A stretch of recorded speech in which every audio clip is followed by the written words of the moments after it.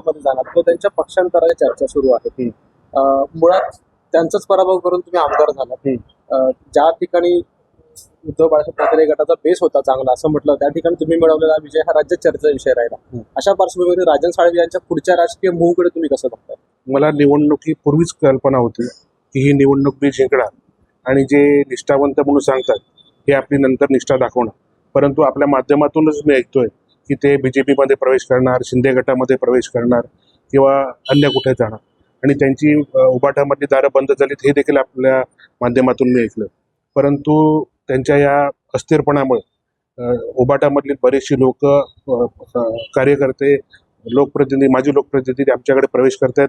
प्रमुख पदाधिकारी देखील प्रवेश करतायत आणि जर त्यांनी अन्य कुठच्या पक्षामध्ये प्रवेश केला तर त्या पक्षातली लोक सुद्धा आमच्या संपर्कात आहेत.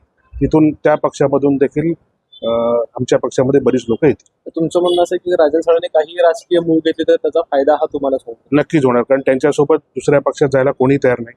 ती सगळी लोक आमच्या संपर्कात आहे आणि ती पक्षप्रवेश तुम्ही बघतात रोज चाललेले आणि ते ज्या पक्षामध्ये जातील त्या पक्षामधील परत लोक आपल्याकडे येतील. त्याच्यामुळे त्यांचा पक्षप्रवेश थांबलेला आहे.